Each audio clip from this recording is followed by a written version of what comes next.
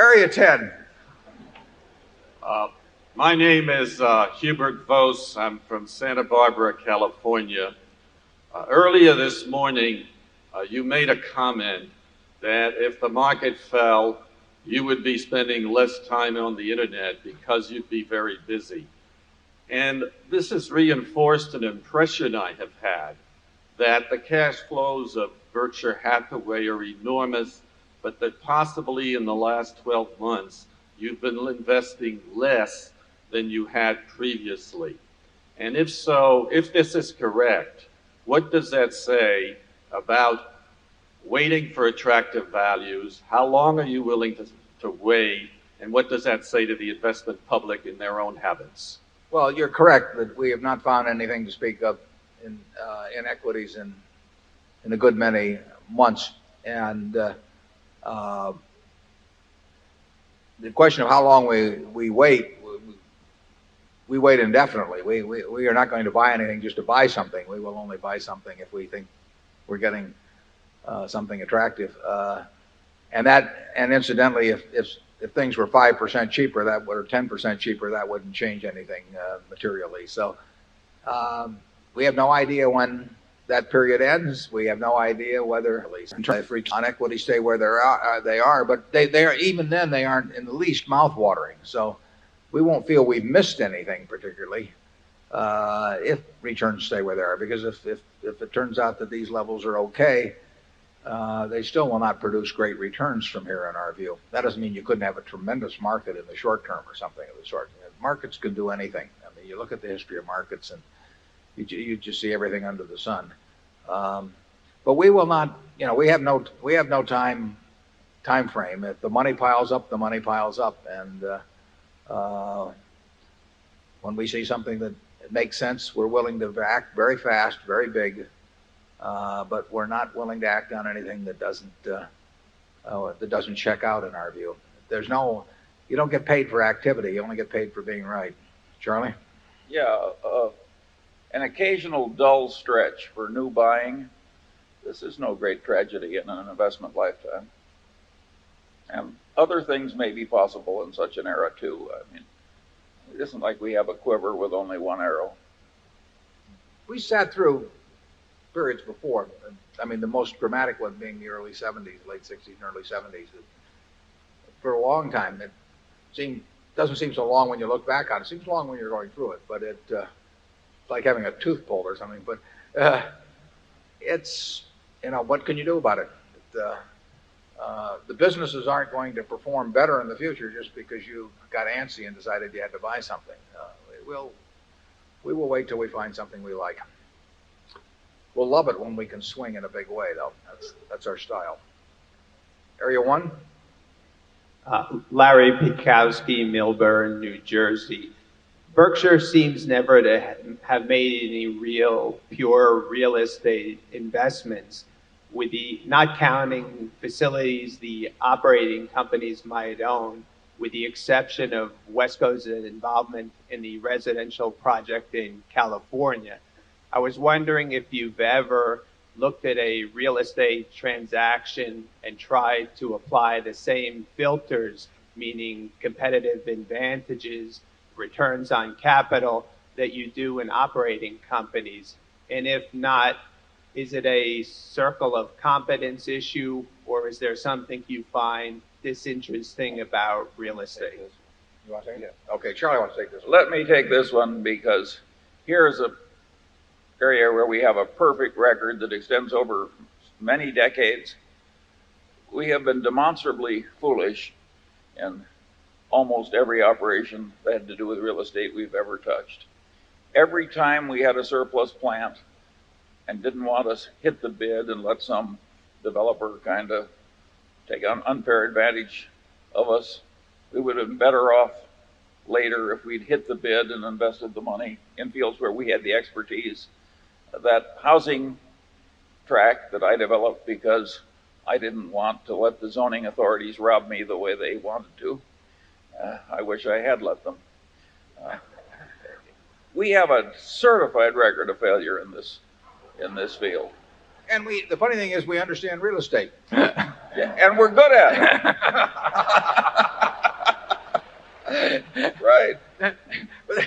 actually is correct to say we do understand real estate, and Charlie got to start real estate.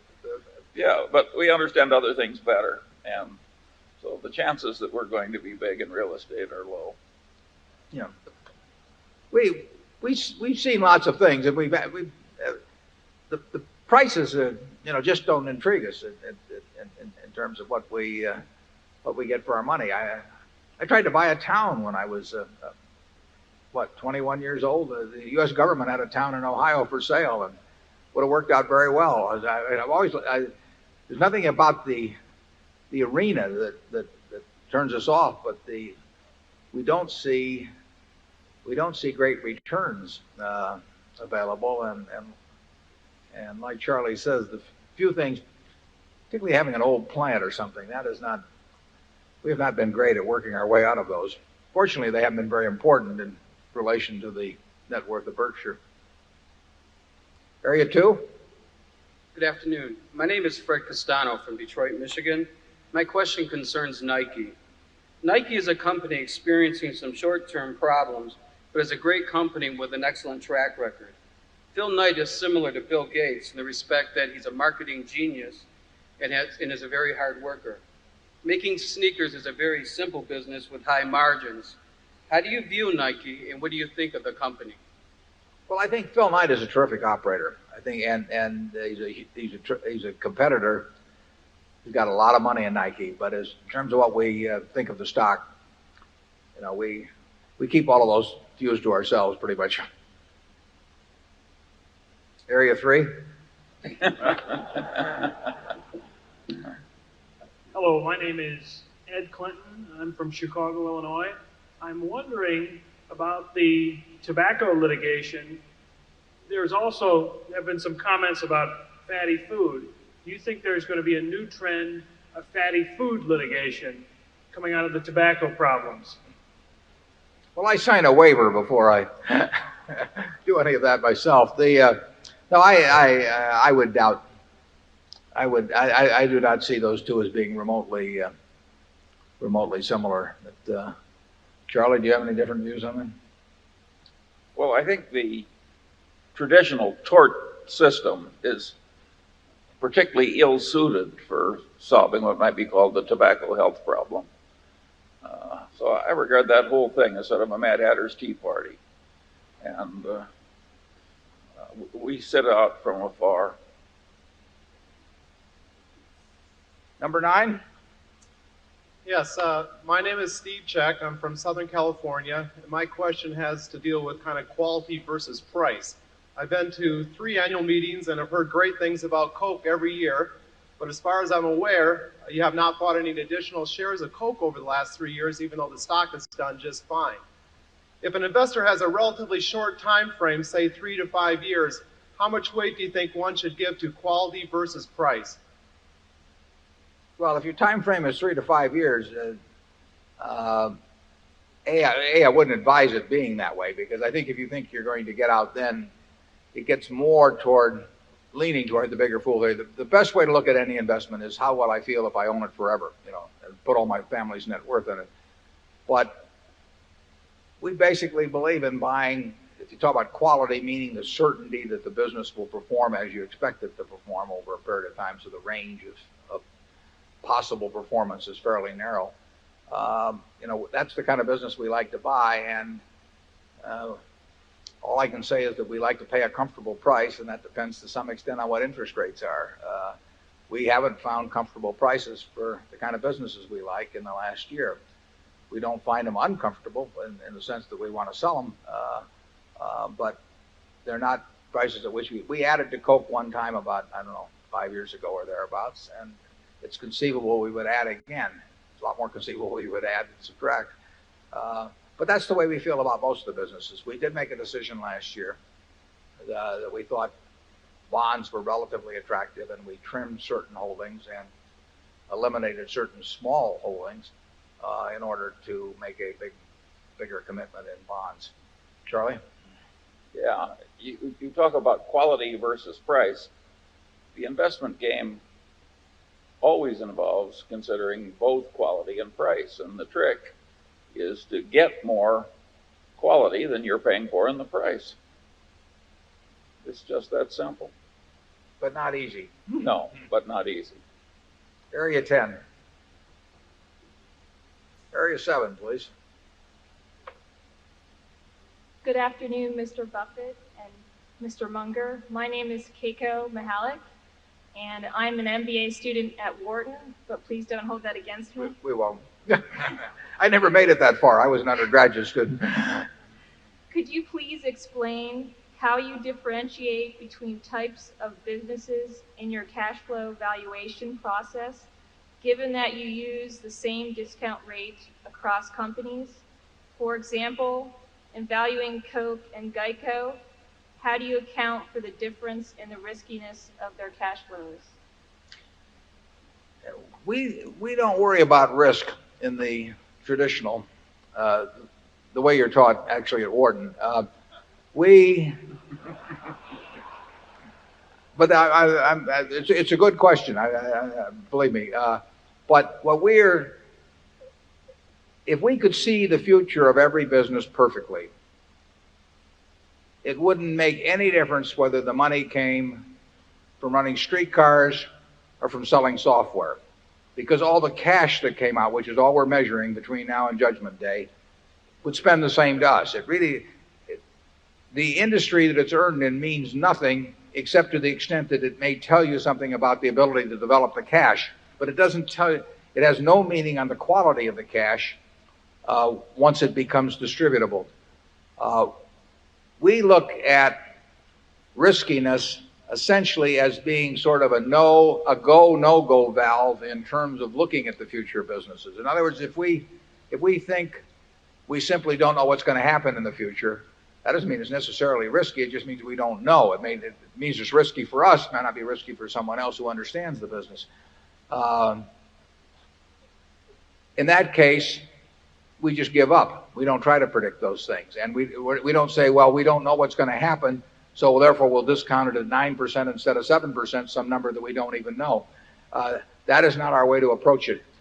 We feel that once it passed a threshold test of being something about which we feel quite certain, that the same discount factor tends to apply to everything. And we try to do only things about which we're quite certain when we buy into the businesses. So we think all the capital asset pricing model type reasoning with different rates of risk-adjusted return and all that, we tend to think it is, well, we don't tend to, we think it is nonsense. And but we do think it's also nonsense to get into situations or to try and evaluate situations where we don't have any conviction to speak of as to what the future is going to look like. And we don't think you can compensate for that by having a higher discount rate and saying it's riskier so that I don't really know what's going to happen, I'll have a higher discount rate. That just is not our way of approaching things. Charlie? Yeah, this great emphasis on volatility in corporate finance, we just regard as nonsense.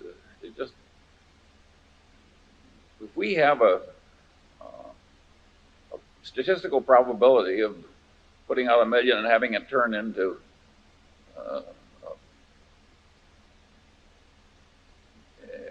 put it this way, as long as the odds are in our favor and we're not risking the whole company on one throw or anything close to it, we don't mind volatility in results.